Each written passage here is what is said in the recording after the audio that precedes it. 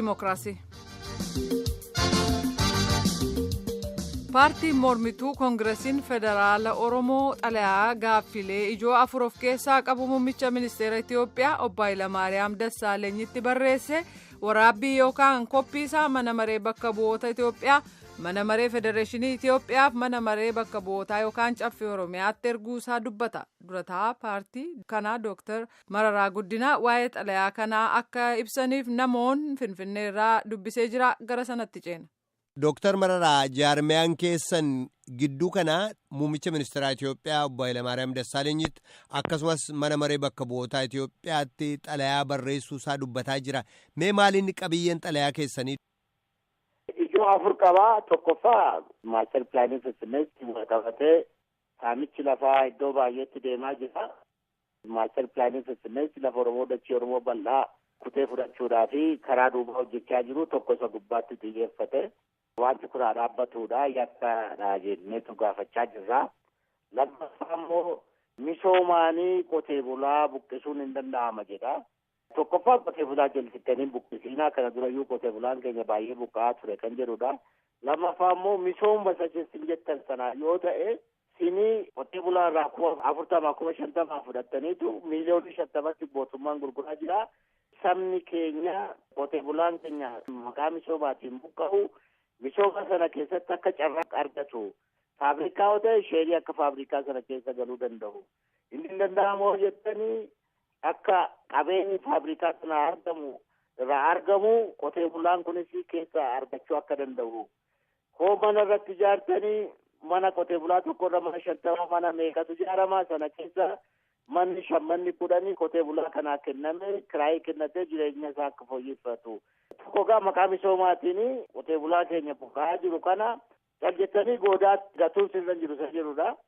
Sadaffaa waggaa 24-25 qabee dachii Finfinnee gubbaatti sabni Oromoo Oromiyaan mirga addaa qaba jettanii baaftanii lafa keessaniittu. Waggaa 24-25 keessatti sabni keenya xurii Finfinnee argachuu malee, bararamuu malee, lafti irraa fudhachuu malee, keemikaaliin Finfinnee keessaa dhiqamee bahu saba keenya miidhuu malee bu'aa irraa argachaa hin jiru. Ijaa kana bu'aan inni jedhamu suni mirga addaa inni jedhamu suni sabni keenya Oromiyaan akka argatu atattamaan hojiirra akka oolu akkuma heera keessatti kan jedhu kan nuti gaafachaa jirru. Affaffaa immoo heerri biyya kanaa paarlaamaan biyya kanaa barcumni 550dha. 550 kun immoo yeroodhaan lakkoofsa saba biyya kanaatti hirmama kan jedhudha. Ijaa kanaa lakkoofsa saba Oromoo akka amma jirutti waggaa 7 fuuldura ba'eetti hooxinnaate barcuma 40-50tti dabalata argata. Ijaa kanaa heeruma keessan gubbaa keessan sana barcumni kun lakkoofsa sabaatiin naannoo Oromiyaattis eessaafis haa ta'u deebi'ee akka ilaalamu kan gaafatudha. Maaster pilaanii magaalaa Finfinnee ilaalchisuudhaan gaaffiin gaafattan haala kamitti hojjetamuutu irra jira jettanii kan isin dhiyeessitan yaadi gama keessanii dhiyaate jira? Kan gaafachaa jirru magaalli tokko naa guddate jaljedhee magaala isaa ollaa isaa liqimsuun irra hin jiru sigalee. Magaalli naannoo Finfinnee kun liqimfamuu hin danda'aa jedhu isaan. Liqimfamuun kun immoo lafa gubbaatti dhiibbaa qabaa, qotee bulaa keenya baay'ee buqqisaa, aadaa keenya hin balleessaa, ammayyuu itti waan tokko hojjechaa jiru. Ijaa kana saba tokko gubbaatti federaalizimii jedhamu seera isaatiin caljettee lafa tokko liqimsuun akka barbaaddetti baasuun aadaa saba tokko akka barbaaddetti balleessuun bal'atee deemaa jira sigalee. Ijaa kana bal'ina Finfinnee duwwaa otoo hin taane waan inni of keessaa qabudha sigalee. Saba buqqisaa inni guddaan kanadha. Saba keenya duris buqqisaa ture ammas buqqisuun kun itti bal'atee deemuu danda'a. Lammaffaa immoo aadaa keenyas balleessuutti deemaa jira.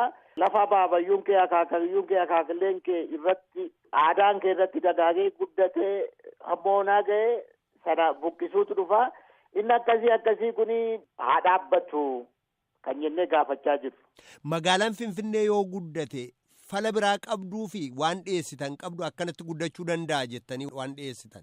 Magaalli tokko si biraa liqimsaa deemuun irra jiru jechuu keenya si galee. Magaalli tokko akkuma siin jedhama diisiin ennaa guddate meerilaandi liqimsuun irra jiru si galee. Diisiinis akka diisiitti guddata, meerilaandinis akka meerilaandiitti guddata. Ila namni diisii keessa jiraatu meerilaandii hojjechuu hin danda'a, meerilaandi ni jiraatu diisii keessa hojjechaa oolee galuu hin danda'a. Kunis bari amma Buraayyoon sabni jiraatu baay'een isaa Finfinnee keessa hojjetaa oolee garee Buraayyoo bulaa, Laga Xaafoo bulaa, Sulultaa bulaa. Hoodhuma akka hin taanetti mirga saba kanaa dhiibuun nurra jira hoo jedhame malee sabbata ta'ee akka itti fufneef, Laga Xaafoo ta'ee akka itti fufneef, galaan ta'ee bishooftuu ta'ee akka itti fufneef wanti dhoowwu hin jiru jechuu kooti. Finfinneen maa guddattee miti. Finfinneen garuu Oromiyaa balleessitee guddachuun irra hin jirudha. Walqixxee guddachuu danda'u, wal gargaaranii guddachuu danda'u, qabeenya jiru sheerii godhanii guddachuu danda'u. Garuu magaalaaleen Oromiyaa keessa jiran akkuma Oromiyaa keessa jiranitti Finfinnee waliin hojjechuu danda'udha kan isin jettan. Hojjechuu danda'u gara fuulduraattis. Mee gara hirphaatti immoo deebi'a. Waa'ee hirpha kennuu, waa'ee kompenseeshinii qonnaan bulaa ilaalchisuudhaanis xalayaa keessan keessatti akka tuqxanii turtanidha kan isin dubbattan. Hirphi kennamaa jiru yookaan kompenseeshiniin kennamaa jiru ga'aa mitiidha kan isin jettan moo maalin? Ga'aa duwwaa miti bara. Ila tokkoffaa jaljettanii saba lafarraan buqqisiinaa. Lammaffaa immoo maqaadhaaf iddoo baay'eetti qotee bulaan tokko amma kaaree 10,000 kan inni qabu. Maasaan isaa gara 10,000 ta'a. Mootummaan maal godhaa? 4,000 5,000 darbateetu kun kompenseeshiniidha jedha. 4,000 5,000 yoo abbaa zaate gara 40,000 50,000 ta'a. Isa 50,000 40,000 fudhate kana biiliyoonii 50 ol gurgurataa jira si galee. Biiliyoonii 50 ol. Ijaa kana qoteen bulaa kuni qabeenya isaa gubbaatti yoo hin Faabirikaan hojii gubbaa dhaabbate faabirikaa sana keessa sheerii haa galu. Lafa isaa qabatee haa galu. Galuu hin danda'u moo jettani qarshii faabirikaa sanarraa lafa sana gurguramee argame qotee bulaan kunis sheerii isaa argatu. Miiliyoonii 50 lafa kana gurgurtani qotee bulaan kun bar miiliyoonii 5 miiliyoonii 10 argatee jireenya isaa waan guddaa tokkorra oolchee jijjiiramuu hin danda'a. Manni irratti ijaarame mana 50 ol mana meeqatu irratti ijaarama sana keessa manna 4-5 manni 10 qotee bulaa kanaa oo kenname kiraayii kennatee isarraa galii galu sanaani jireenya ofiis jireenya ijoollee isaas fooyyeffachuu hin danda'a. Amma bari ofiisii zabanyaallee ta'uu hin danda'u. Afaan warra lafa sana gubbaatti waa tokko hojjetu wajjin waliin beeku. Dhalan namaas inni gara fuulduraatti wal qabateetu bada. Isa akkasii kana buqqisuu akkasii dhaabaa. Misooma hojjettanii saba sanas fudhatee ka'uutu irra jira. Saba sanas guddisuutu irra jira. Misoomni nuti beeknu akkasii jechaa jirra si galee. Mee gara dantaa Oromiyaan magaalaa Finfinnee keessaa argachuu qabdi seerri kana jedha jettanitti immoo sin deebisa. Maal akka ta'udha kan isin barbaaddan? Seerri isaa kan jedhu dantaa adda ta'e Finfinnee irraa qabdi Oromiyaan jedha. Dantaa adda ta'e. Amma oonaatti dantaa ishiin argatte xurii Finfinnee duwwaadha si galee keemikaalii Finfinnee bahu xurii dhiqamee Finfinnee bahu maal qaba? Kana dhugaa sabni keenya bishaan innaa Finfinneedhaa bahu innaa dhiqee baasu innaa maal ta'u lafarraa buqqa'uu lafa isaa saamamuu malee sabni keenya Finfinneerraa waan argachaa turan jiru. Mootummaan ammaa naa hundaa'ee gara qabalee 28 moo 29 ture Finfinnee keessa gara 200,000 olidha. Jarri kuni garatti isaan liqeeffamanii garatti isaan badanii garatti isaan buqqa'anii namni qajeeltutti beekuyyuu hin jiru jechuu kooti. Dantaan sabni keenya Finfinneerraa qabu laa. Bishaanoo ta'e, ibsaa'oo ta'e, wanti nyaatamu baay'eenoo ta'e kan dhufu Oromiyaa irraayi. Ijaa kana Finfinneen immoo qabeenya Oromiyaati. Nama jiraatu dantaa argamu kana keessaa, qabeenya argamu kana keessaa, guddina argamu kana keessaa Oromiyaanis sheerii isaa argachuutu irra jiraata kan nuti jechaa jirru. Seera jettanii lafa keessan kana isuma hojiirra oolchaadha. Amma yeroo darbe maal godhanii yeroo 97 sana Adaamaatti badaa jedhanii caffee Oromiyaa ofiidoo ari'atan. Gaafa warri Qirijiitii immoo mo'anii koottaa immoo deebi'aadhanii Finfinneetti deebisan. Ila namni tokko dhufee wajjin jiraanna siin jedha malee qe'ee keetii bahi mana keetii bahi jedhee gaaffiin akkasii nama safuun beekneet akkasii godha si galee. Meesa waa'ee barcuma paarlaamaa immoo gaaffii dhiyeessitan naa ibsa Dooktar Marara. Ila heeruma biyya kanaan maal jedha seetee mana mariitii fi barcuma 550 hin caalu. 550 kun immoo saba biyya kanaati. Poppuleeshinii lakkoofsaanii hirmama.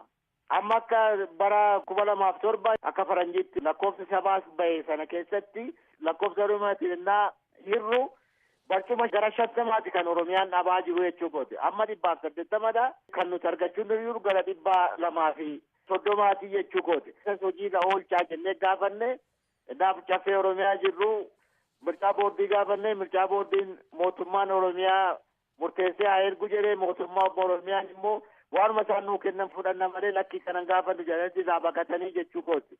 Waan barcuma sana irraa baqataniif hin beeknu kana gaafachaa jirraa jechuu kooti. Heeruma biyya kanaa gubbaa jira. Lakkoofsa sabaatiin hirmama kan jedhu. Xalayaa amma muummicha ministeraattis ta'e mana maree bakka bu'ootaa Itoophiyaatti barreessitan kanaaf deebiin agammaatti argattan jira Dooktar Marara. Somtuu jiru. Maal gochuuf deemtu yoo deebiin kun hin argamne? Muummicha ministeeraa duwwaa otoo hin taane mana mareettis katabneerraa, mana federeeshin mikir beetii jedhantis katabneerraa, caffee Oromiyaattis katabneerraa, hundatti katabnee jechuu kooti. Qabsoon itti fufa. Sammaa qabsoon itti fufa. Eebbila 22 gaafa ijoolleen Oromoo waggaa tokkoof walakkaa fuuldura gaafa isaan maaster pilaanii Finfinnee kana mormuudhaan dhumanii kana wal qabatee saamicha lafaa dhuma ijoolleen Oromoo qabsoo kana gubbaatti dhumteen qabatee eebila 22 maaziyaa 22 gaafa gaddaa gaafa yaadannoo qabsoo Oromoo hamma qabsoon Oromoo galma gahutti bara baraan yaadannee qabsoo keenya akka itti fufnu hojii raawwachiiftuun keenya murteesseera. Oromoon biyya keessaas Oromoon biyya alaas gaafsana bara baraanii akka gaafa yaadannoo gaafa gaddaa godhee fudhatee qabsoo saba keenyaatiifis immoo amma galmaa gahutti waadaa gaafa inni itti galu akka murteessine. Dooktar Mararaa Guddinaa durataa Koongireesa Federaalawaa Oromoo ibsa naa kennitan kanaaf guddaan sin galatoomsadha. Anis carraa naa kenname baay'ee sin galateeffadha.